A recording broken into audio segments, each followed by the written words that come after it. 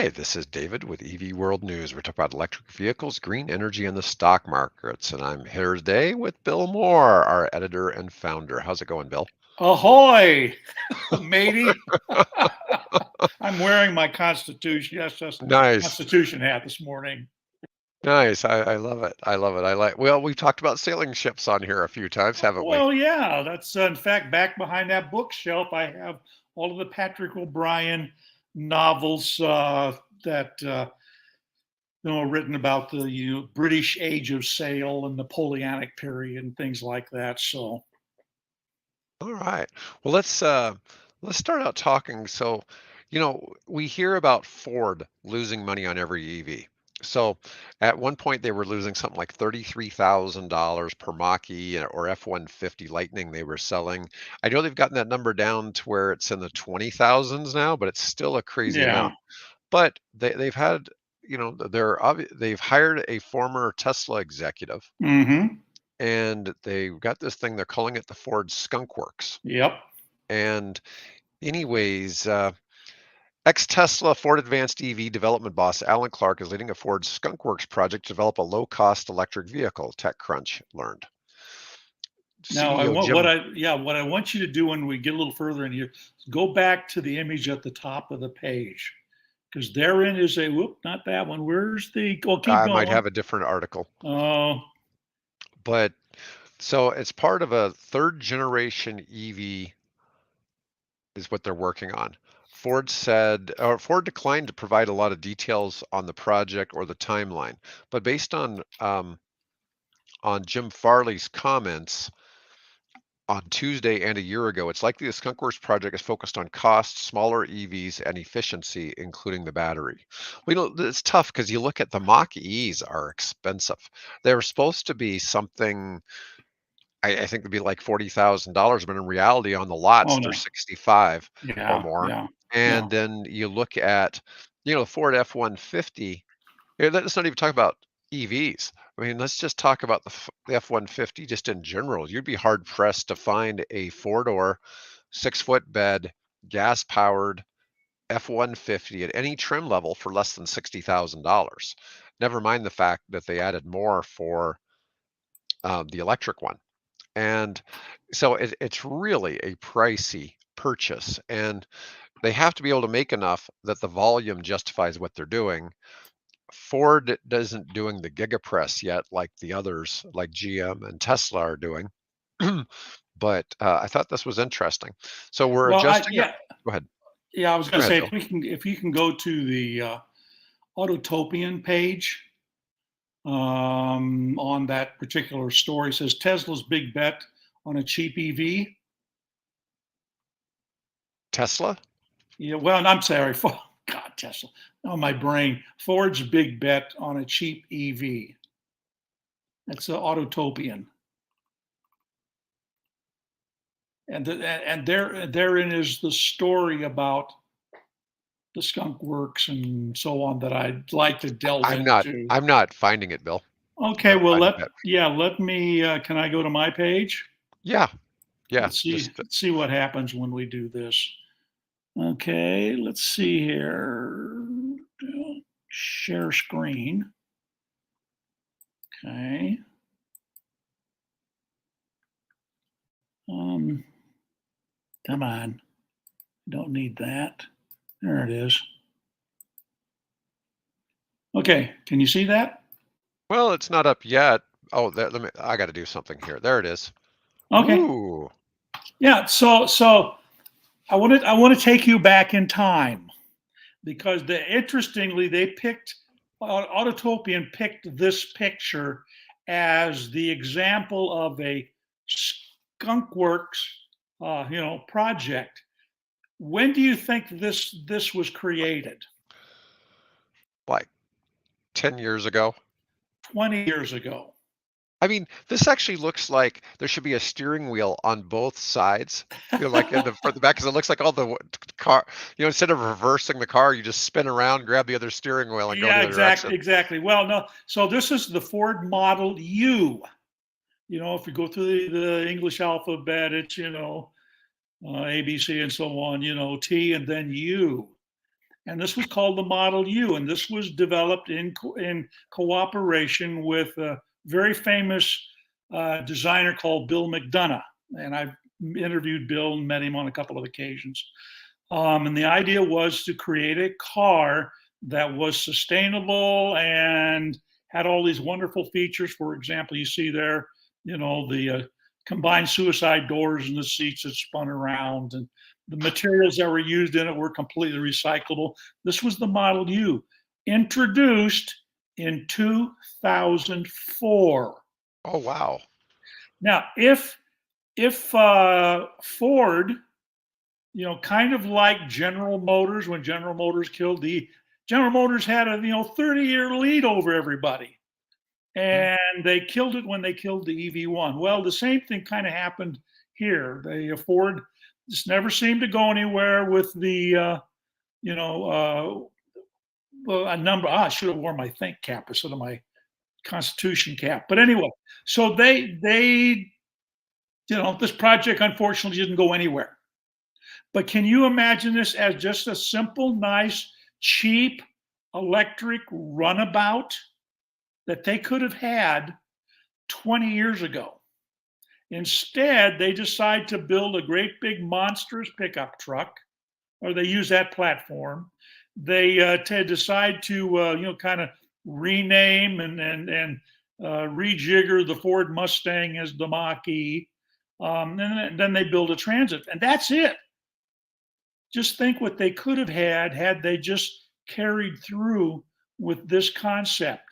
Now, what are they doing now? Are they picking that? I don't know why Autotopian picked this particular picture, but the particular picture's 20 years old.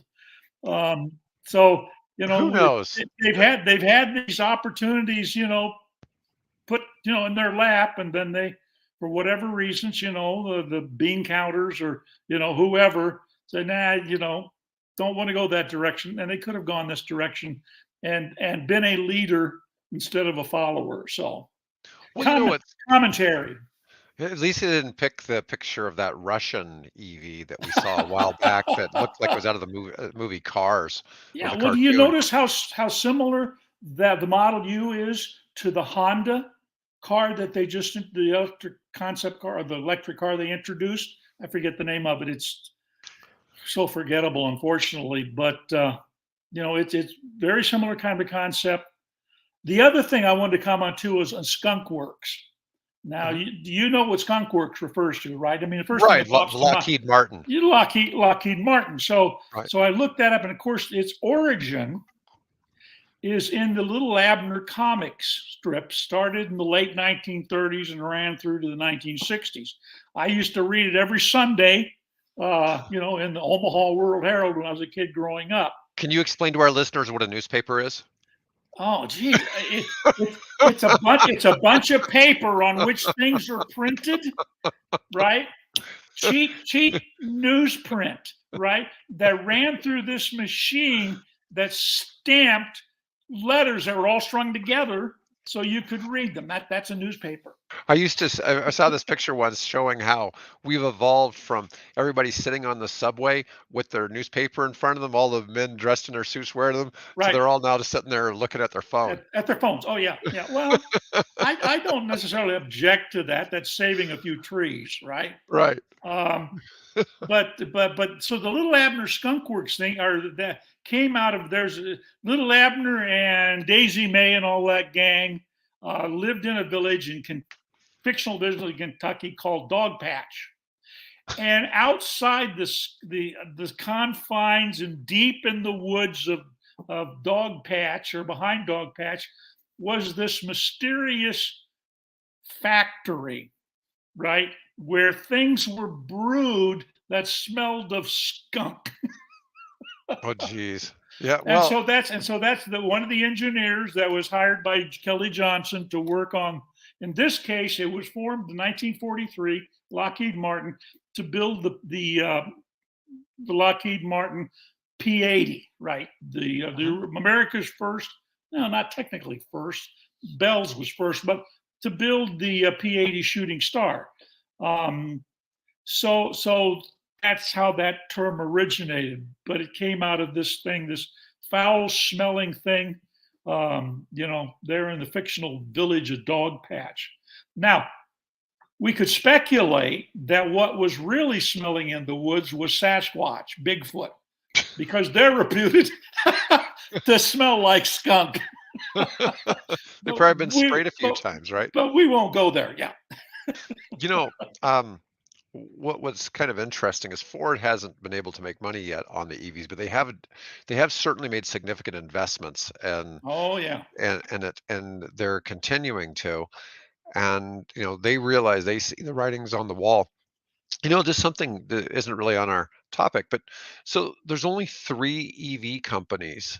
So it was only 2. Now there's 3 EV companies that make money on every EV they sell. Do you know what they are?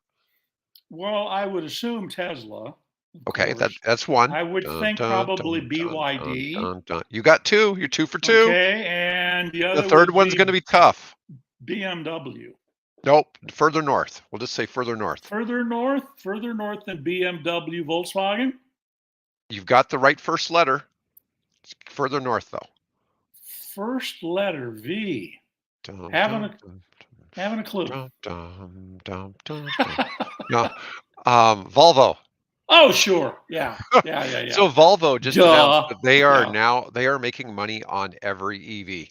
Well, Now, good for they them. are in partnership with, was it Geely? I think Geely, it yeah. is. Yeah, Geely, yeah. but every EV that Volvo is selling, they are making money. So they became the third EV manufacturer that is prominent. Now, I don't know And that Geely's losing money. two of them headquartered in China. Yes. And well, Yeah. no, technically 3 of them. Well, yet, Because BYD has this huge plant in Shanghai. or Tesla does. Tesla. I'm sorry. Yeah, I know what you meant, but I don't know that our listeners did. Well, thank you for the clarification. Yes. But anyways, I just thought that was quite fascinating because we see a lot of stuff. I get a lot of arguments about everybody's losing money on EVs, but and it comes back a lot. Um, you know, Not everybody likes Tesla because of Elon and all that, but they are doing a few things right. Oh And yeah. it's interesting to kind of see where some of this comes about. Let's talk about fusion reactors. I think Oh that would yeah. be really interesting topic because this is interesting. We talk about green energy. It depends on who you are, whether you consider nuclear to be viable or not. And we get Yeah. we get hate from both sides about nuclear. I am and have been for a long time very ambivalent about that. Mainly the fission part because the fission leaves all kinds of nasty byproducts that linger around for a long, long time. And if one of those being plutonium, that is really nasty stuff. Um, so I'm a little bit ambivalent about fission. Fusion, of course, seems like the holy grail. If we can just figure that out, because it doesn't leave that kind of waste, and it's extraordinarily efficient, and there seems to be a lot of things going for, well, basically because that's how the sun works, right? Right. All the stars basically use that ability to take helium. No, let's see, they take hydrogen and fuse it into helium. I think that's where the fission part comes from. So I can see the promise, and obviously I don't. If we're going to become, as Elon Musk puts it, a starfaring culture, right? Mhm. Which I think we probably ought to be. Or do we become the galactic equivalent of Easter Island? Where once we're here, and there's no migrating beyond that. Does interstellar migration, does that fit in with 15-minute cities? Well, there no, but hey, if they can do it in Star Trek. Right. No, I get it. So Um, so so I'm and it takes up such a small footprint compared to wind and solar and things like that. So I think there's a role there, but what I haven't figured out is how do we take temperatures that exceed the surface of the sun mhm. and utilize that for basically processes at the most that are a couple thousand degrees, for smelting purposes and making steel and things like that. Other than that, we don't need temperatures that are 10 million degrees. I mean, what do we do that? That's like seriously taking a hammer, a very large hammer to a very small nail. Well, let's Um, talk about this a little bit. So, although still a far future tech, nuclear fusion is really hot right now, like 100 million degrees Celsius hot. yeah. Squishing together two light nuclei requires immensely hot temperatures, and the fusion industry is sizzling.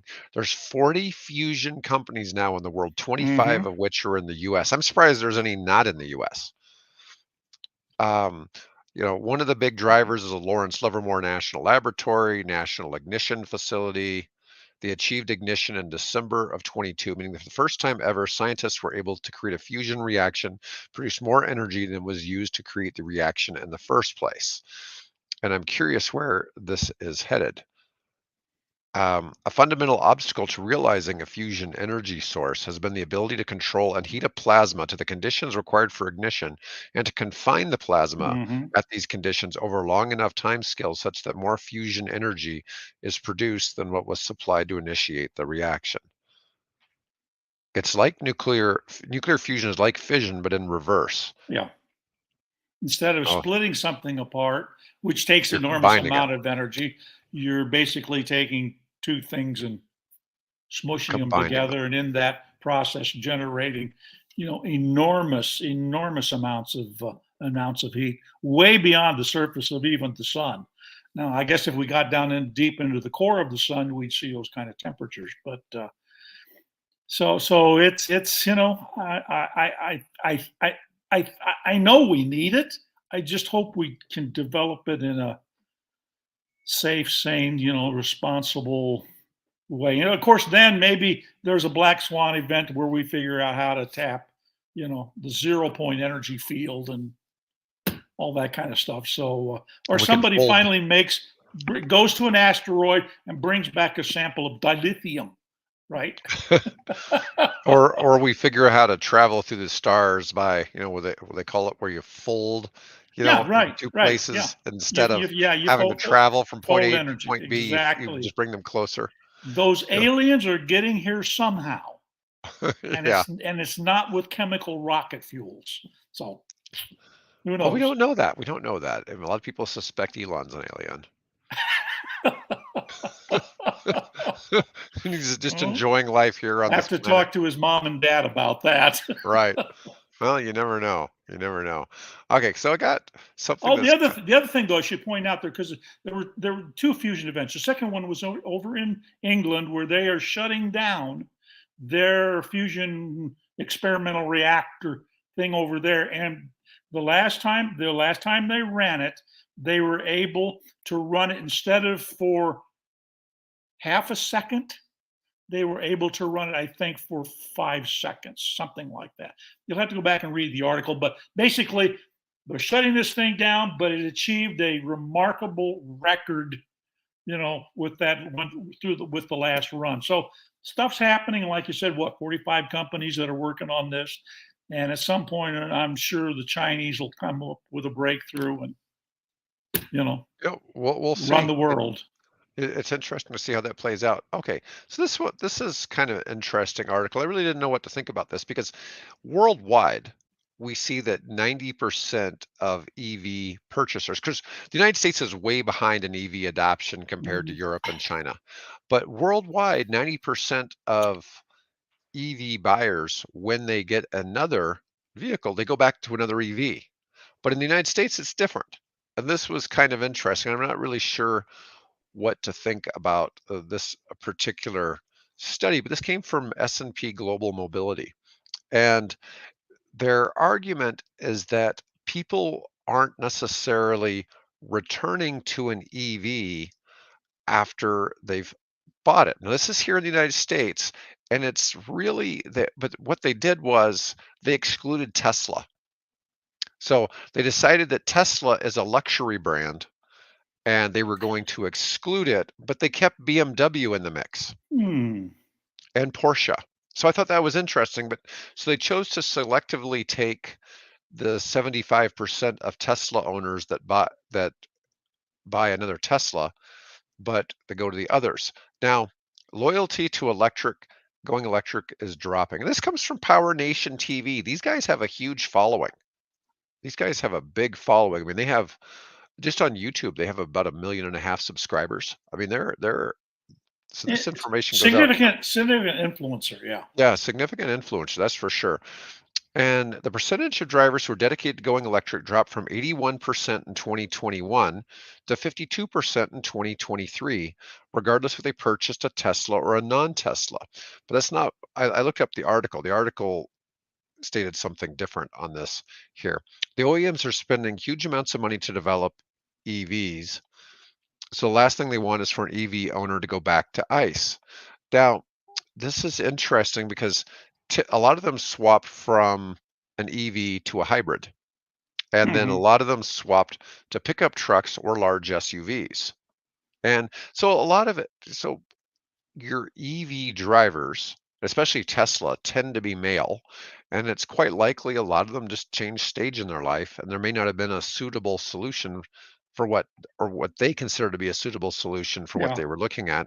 But I think this is interesting. Now, here's something interesting. Major brands with return to market volumes of over 1,000 households year to date through July of last year. Nissan held the strongest EV loyalty at 63%, followed by Chevy at 60%. Now, these figures are reflective of EV loyalty in general, not Nissan to Nissan EVs or Chevy to Chevy EVs. These are saying they would stay with EVs. Individual EV models also had interesting numbers. Only 37% of Ford Mustang Mach-E households purchased another EV. Now, the Mach-E hasn't been out very long. No. And so this is interesting. So, it's not saying that these people necessarily traded this in. They may have had one EV and one non-EV. Right. Men are far more likely to drive an EV than a woman. Yep. And so That's it's the quite case in my likely. household. Mhm. 45% went with a gas-powered car. Now, this could be a hybrid or an ICE powertrain. Okay, so it doesn't really get into specifics of what percentage of these that went to something else. Because if you had a plug-in hybrid, you're not completely Yeah. going back to ICE. Right. That's really As just long as you keep it occasional. plugged in, of course. Yeah. But anyways, I thought this was kind of interesting because I get into these discussions with people about people dropping, and I see where some of them get this information. But here's the actual article or research from S&P Global.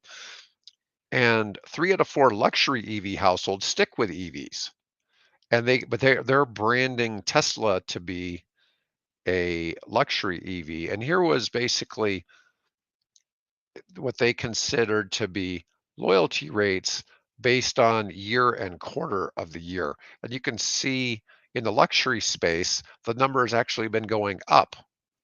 So I thought that was kind of interesting. But at the same time, they give numbers for different what they consider to be luxury brands. And Porsche and Audi don't do as well as some of the others. BMW doesn't do as well. But you see this green line up here, that's Tesla's head and shoulders pretty much above everybody Not else. everybody else, Yeah, and here was what the percentages were um, from year to year. So Mercedes improved from 24% to 56%. This is a Now, pretty is big that their change. gas cars Jaguar or went up. gas cars Loyalty for or EV. electric? These are people with an EV continuing with an EV. Okay.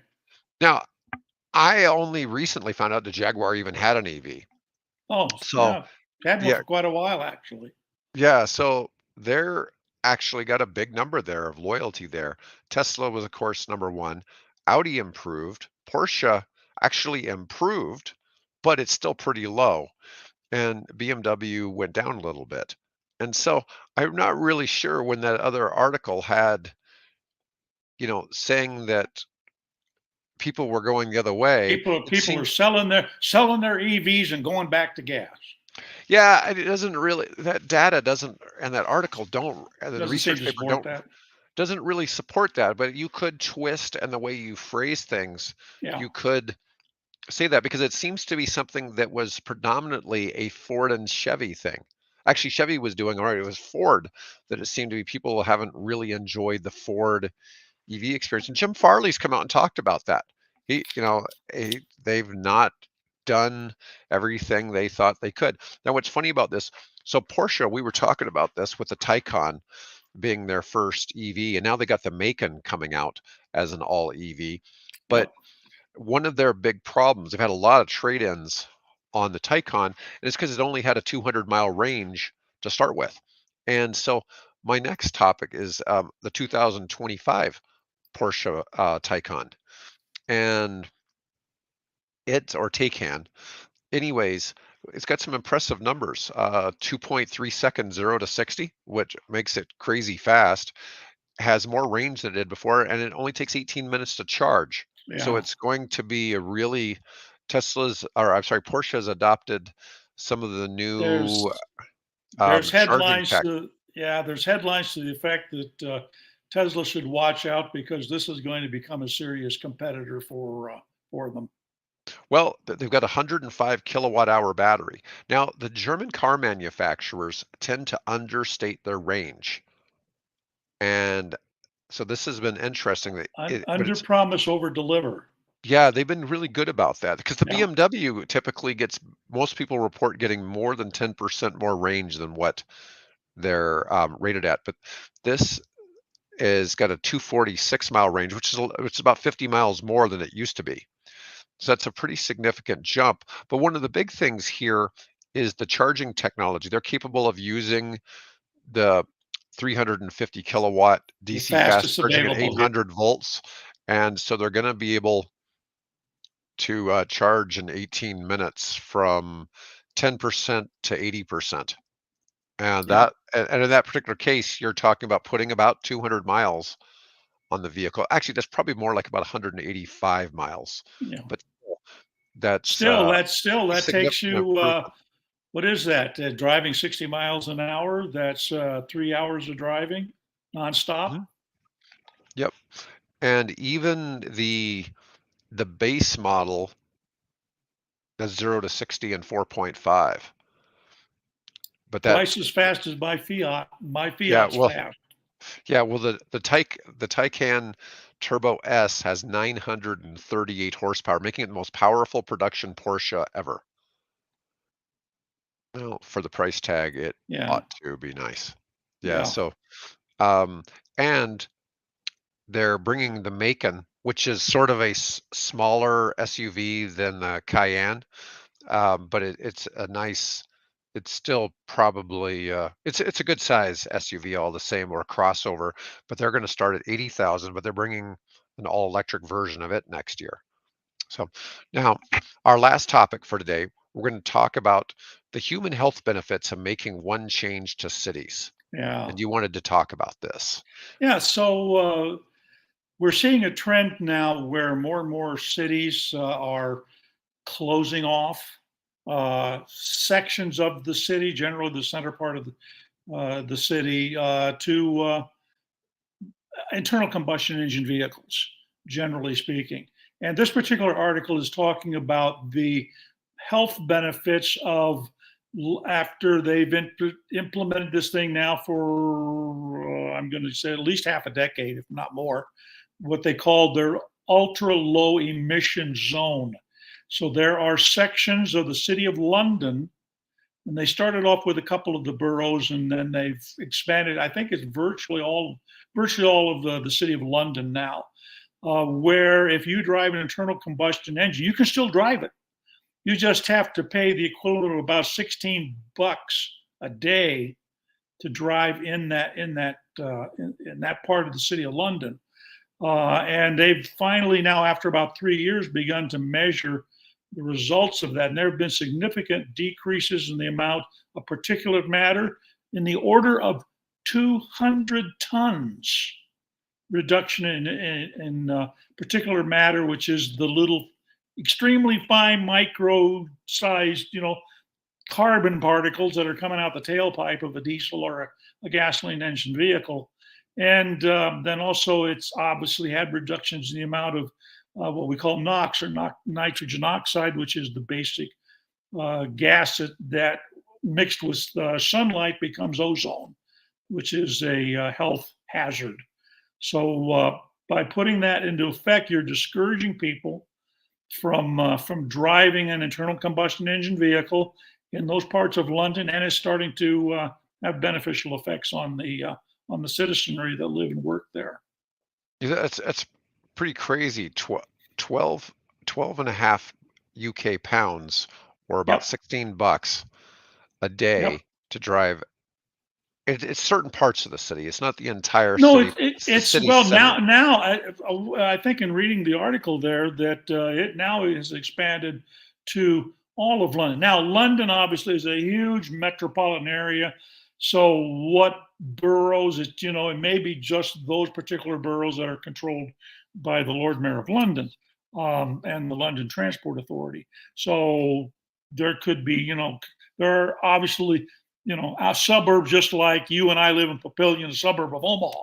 Right. So it may, if we drive in Omaha and they had a ULV zone there, then we'd be fine driving around Papillion.